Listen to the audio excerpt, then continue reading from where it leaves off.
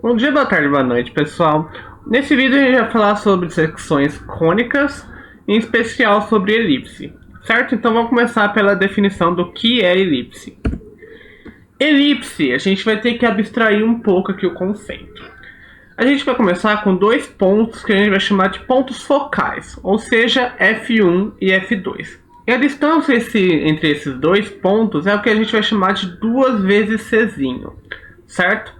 O que é esse C? A gente vai ver posteriormente quando a gente analisar as características da elipse, certo?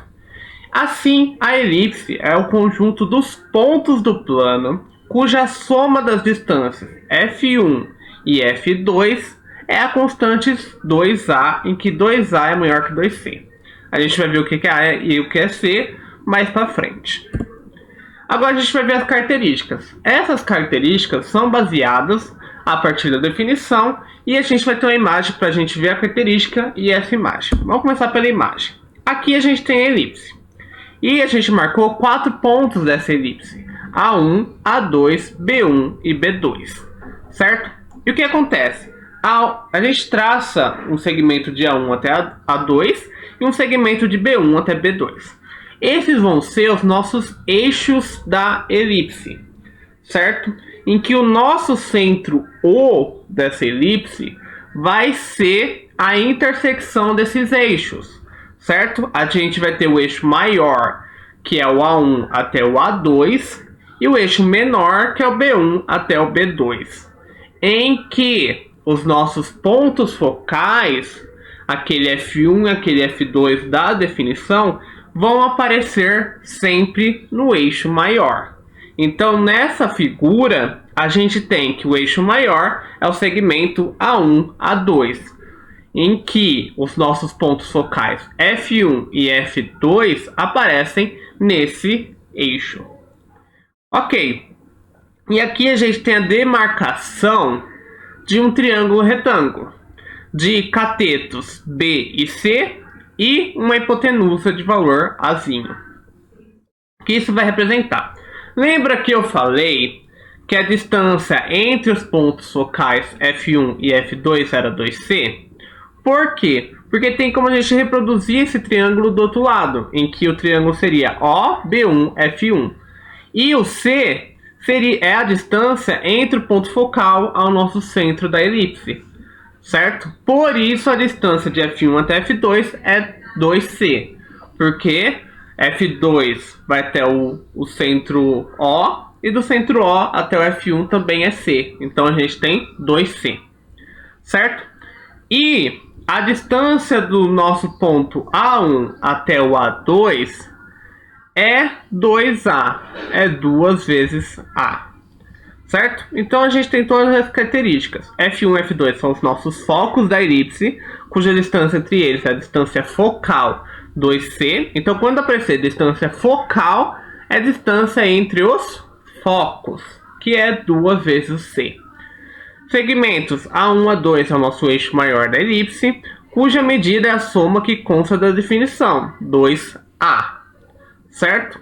Segmento B1, B2 é o nosso eixo menor da elipse, cuja medida é 2B. Eu não falei tanto do segmento menor, mas o segmento menor a gente tem que a distância entre o ponto da elipse até o nosso centro é B.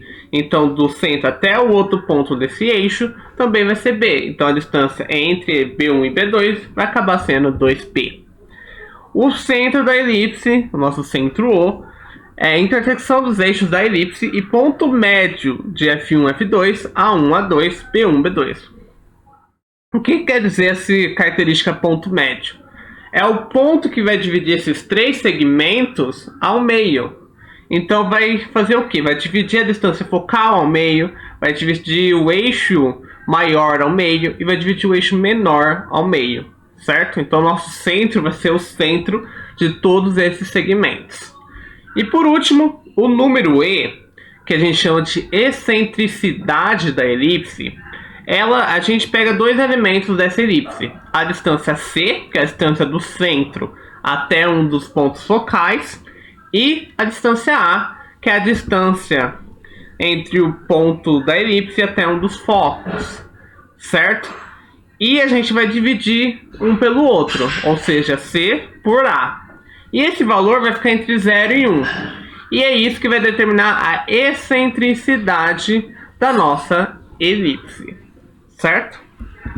Então, quando falar de excentricidade, a gente está falando de um valor a partir da divisão do elemento C pelo elemento A.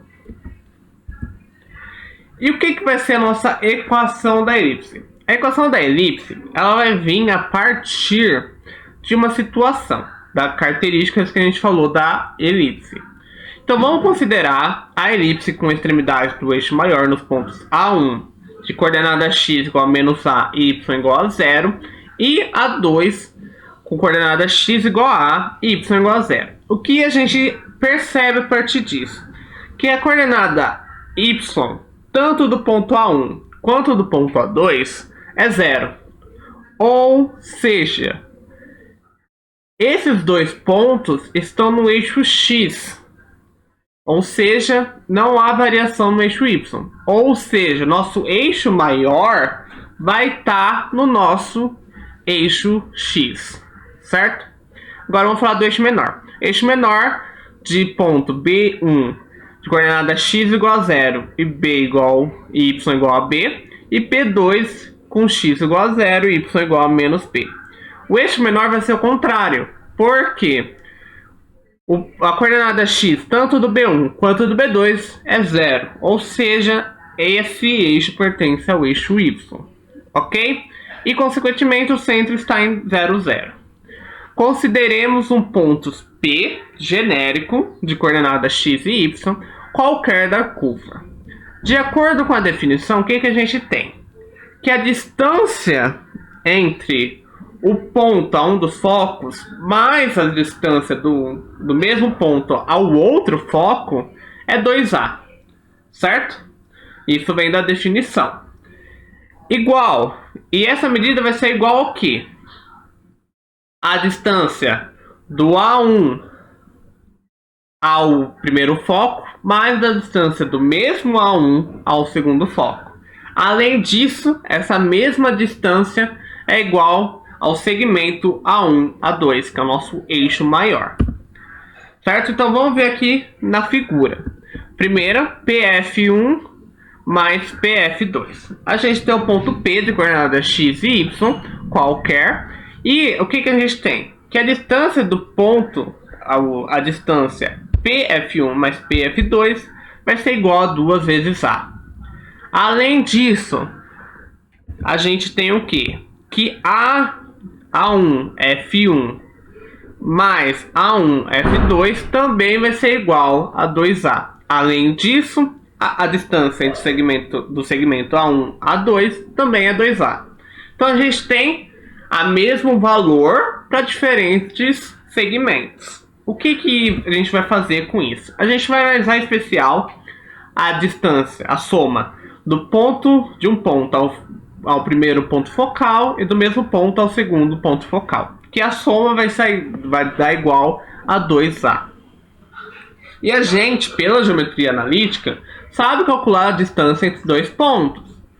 Então a gente vai fazer isso usando as coordenadas dadas para cada um desses pontos, e a gente vai chegar no seguinte, que raiz de x menos c ao quadrado mais y menos 0 ao quadrado, mais outra raiz de x mais c, tudo isso ao quadrado, mais y menos 0, tudo isso ao quadrado. Isso tem que ser igual a 2A. No momento que a gente desenvolve todas essas raízes e substitui a ao quadrado menos c ao quadrado por b ao quadrado, da onde vem essa relação? Essa relação é uma disfarçada de Pitágoras. Porque lembra que eu falei do triângulo? Vamos voltar. Do triângulo retângulo, que formava-se nessa elipse, em que os catetos é o B e o C, e o nosso hipotenusa é o A. O que a gente tem?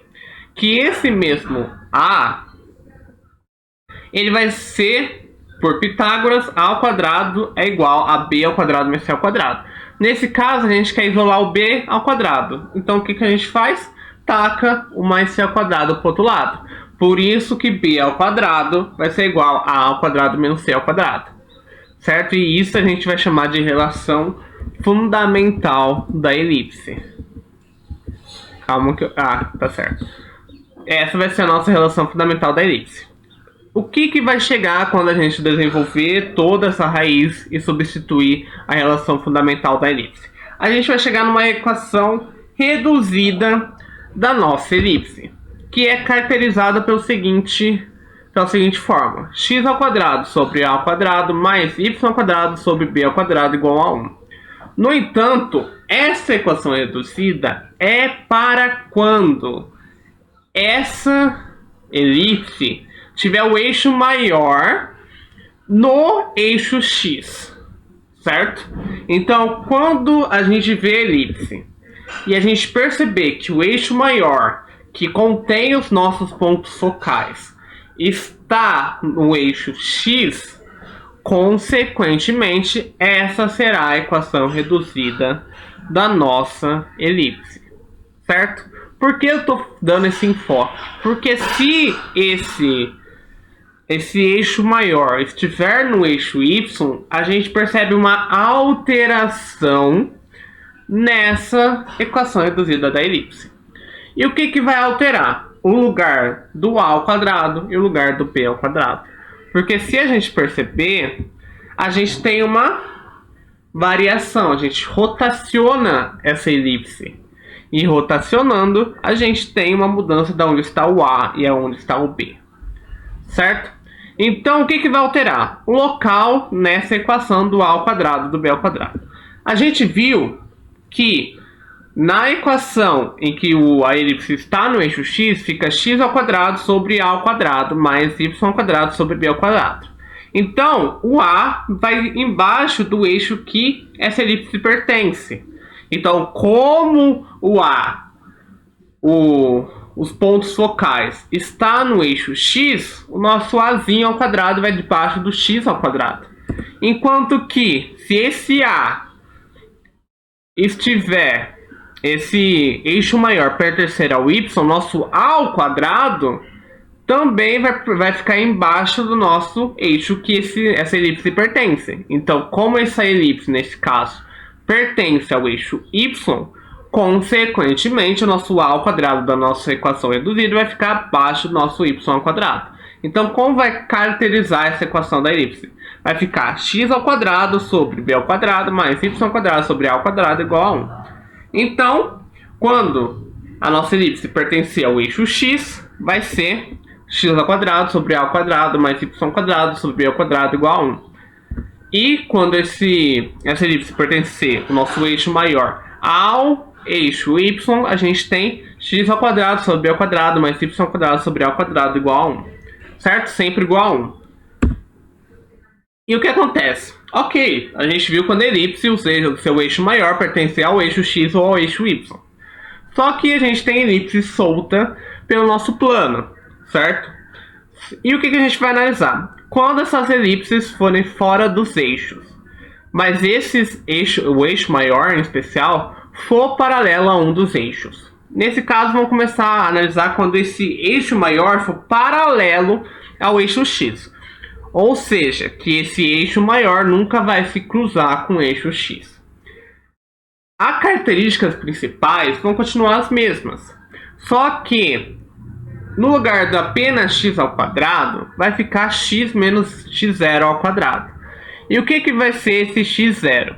Vai ser a coordenada do nosso centro, certo? E assim como o y0 vai ser a coordenada y do nosso centro. Aí você vai me perguntar, mas Bruno, por que quando era pertencente ao eixo x, a gente não tinha esse problema? Porque o nosso centro era o 0, 0. Consequentemente, a nossa coordenada x0 era 0 e nosso y0 igual a 0. Então, nesse caso, se a gente substituir x0 e y0 por 0, a gente tem que vai ficar x menos 0² x menos 0² é x². Então, por isso que na equação reduzida das elipses pertencente a um dos eixos, a gente tem apenas x² e apenas y². Certo? Mas como aqui o nosso centro está fora do nosso do nosso ponto original 0, 0, então a gente tem que considerar a coordenada desse centro. Então o que vai alterar? Como essa elipse é paralela ao nosso eixo x, o a ao quadrado vai abaixo do x ao quadrado. Então x menos x0 ao quadrado sobre a ao quadrado vai ser mais y menos y0 ao quadrado sobre a ao quadrado igual a 1, certo? E a mesma coisa vai acontecer às elipses que forem paralelas ao eixo y. A gente vai ter a mesma coisa do x0 menos x0 ao quadrado e y menos y0 ao quadrado. Só que, como essa elipse ela vai ser paralela ao eixo y, o nosso a ao quadrado vai abaixo do nosso y. Então vai ficar como x menos x0 ao quadrado sobre b ao quadrado mais y menos y0 ao quadrado sobre a ao quadrado igual a 1. Então por hoje é isso. Muito obrigado pela atenção. Não vai ter mais até o próximo. Esse é o último vídeo da frente de geometria. Muito obrigado ao longo desse ano. E tenha boa prova nos vestibulares que vierem. Até mais.